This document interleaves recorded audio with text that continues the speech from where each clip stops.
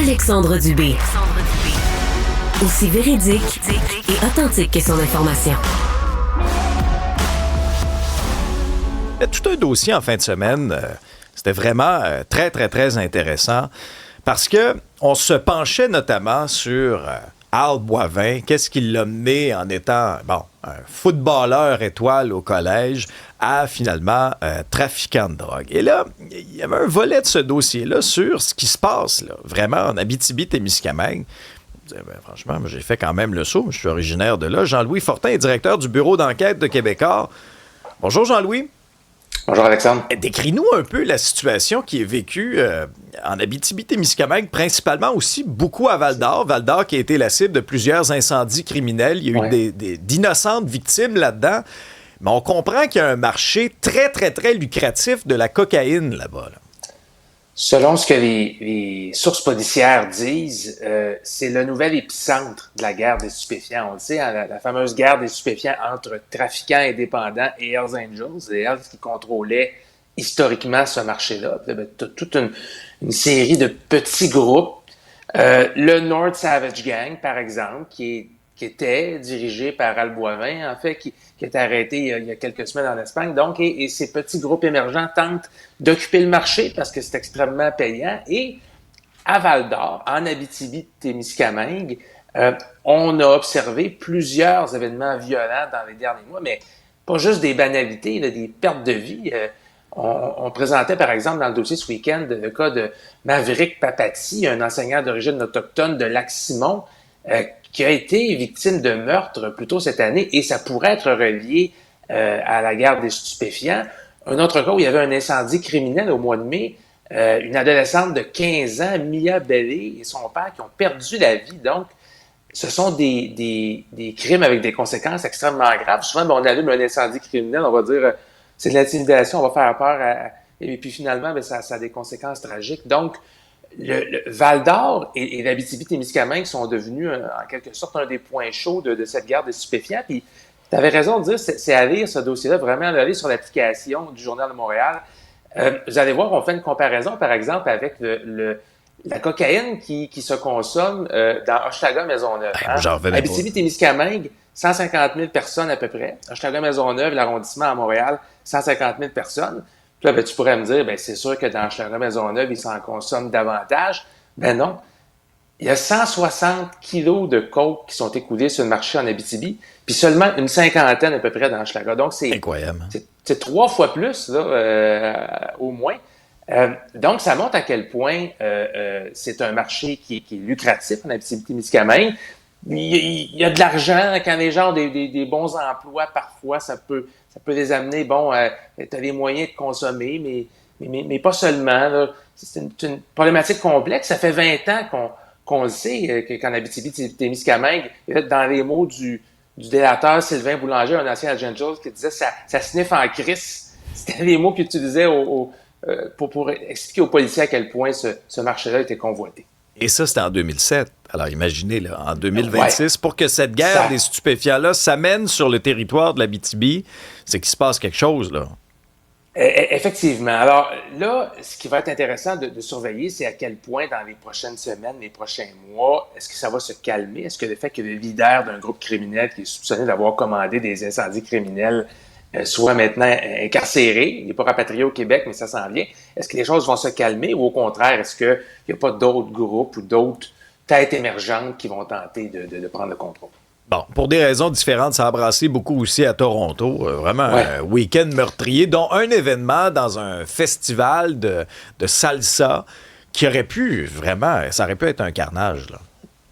Pour n'importe quel chef de police, c'est un cauchemar ce qui se passe à Toronto ce week-end parce que on joue vraiment sur le sentiment de sécurité publique. Tu sais, c'est samedi soir, il fait beau, il y a un festival de salsa, les gens sont dans la rue, les gens sont contents. Qu'est-ce que tu veux de plus pacifique ou réjouissant comme événement? Et là, il y a des individus qui ont ouvert le feu, échange de coups de feu. Hein? Donc, selon les premières informations, là, ça serait pas un geste qui serait dirigé vers des gens au hasard, ça serait des factions rivales, mais qui exactement, on ne sait pas parce qu'il n'y a pas eu d'arrestation là-dedans, mais le bilan est très lourd. Hein?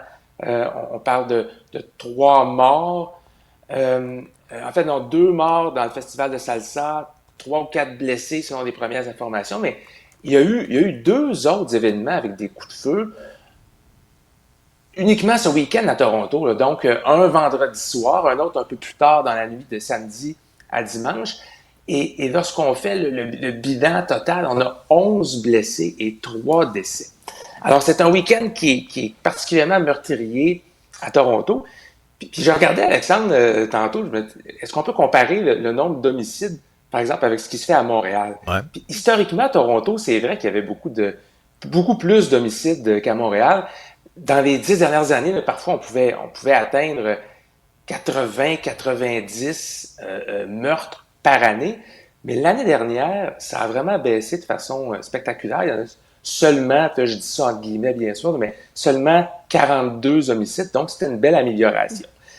C'est trop tôt pour dire à quoi ça va ressembler cette année, mais si tu compares avec Montréal, où on a toujours 25, une trentaine d'homicides.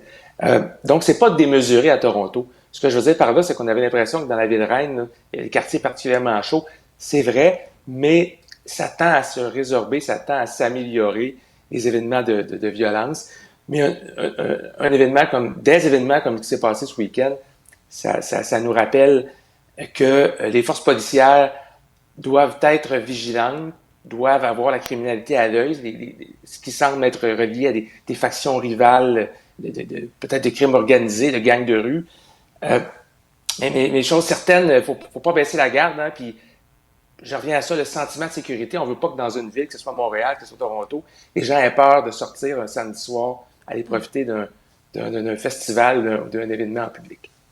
Jean-Louis Fortin, directeur du bureau d'enquête. Merci beaucoup, Jean-Louis. Se joint maintenant à la discussion Alexis Lavoie-Bouchard, conseiller en sécurité événementielle et directeur de la sécurité de l'événement OM au pied du Mont-Royal. Bonjour. Bonjour, vous allez bien? Oui, ça va très bien. Notre collègue Jean-Louis soulevait un bon point, là, le sentiment de sécurité dans des événements extérieurs. D'abord, ça a été quoi votre première réaction quand vous avez vu ce qui est arrivé à Toronto?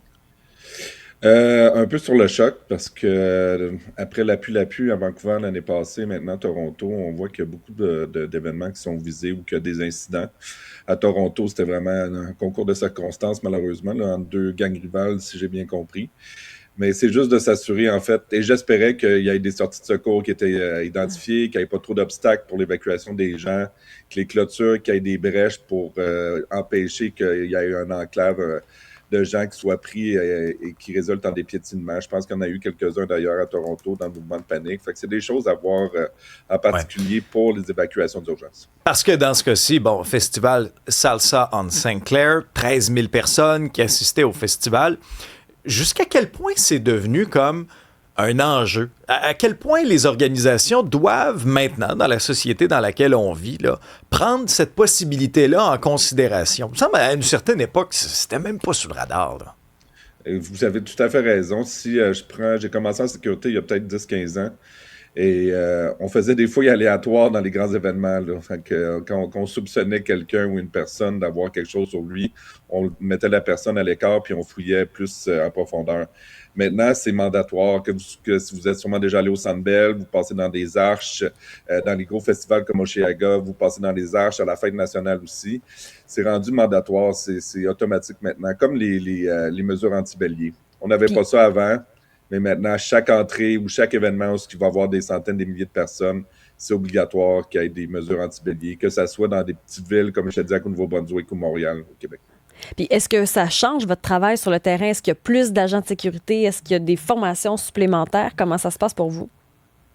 On rajoute beaucoup d'agents. Je pense que le taux a augmenté de 20 à 30 %, mais en même temps, les coûts associés à ça ont augmenté. Puis ça tombe beaucoup sur les épaules des promoteurs puis des producteurs. Puis ça empiète beaucoup sur le budget pour les artistes ou pour les amuseurs publics ou l'animation de rue.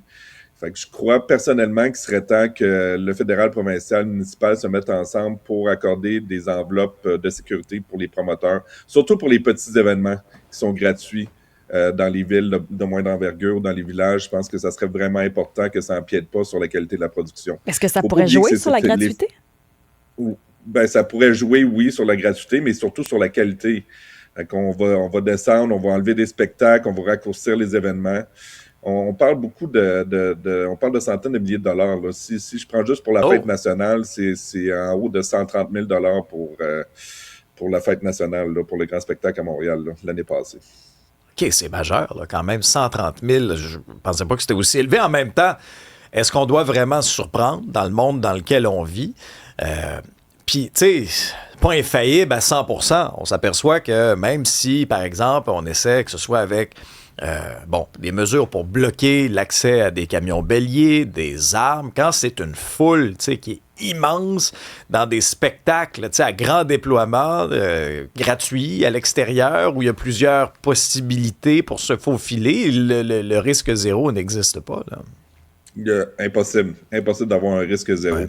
Que ça soit un employé qui se sent fatigué cette journée-là, puis qui botche, entre guillemets, un peu la job, ou qu'il y ait une brèche qu'on n'a pas remarquée dans une des clôtures, tout est possible. Il faut juste s'assurer d'augmenter la vigilance puis d'avoir une excellente collaboration avec les services d'ordre, qui sont généralement pour des sites enclavés ou des spectacles un peu plus privés, qui sont souvent en périmètre, ce qui aide aussi pour empêcher justement ce genre d'intrusion. Est-ce que vous l'entendez sur le terrain qu'il y a plus de crainte, que ce soit des employés ou des festivaliers?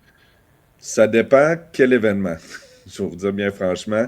C'est pas encore généralisé. Oui, je l'ai entendu qu'il y a des gens. C'est surtout des familles. Les familles ils ont un peu plus de crainte, puis c'est normal de savoir est-ce qu'ils sont en sécurité, je suis avec mes enfants, s'il arrive de quoi, est-ce que je vais être capable de sortir rapidement, est-ce que mes enfants vont être en sécurité? C'est plus de ce côté-là, mais de façon générale, je pense que, surtout à Montréal, là, on se sent en sécurité quand même encore aujourd'hui. Alexis Lavoie-Bouchard, conseiller en sécurité événementielle, merci pour votre expertise. Merci, bonne journée.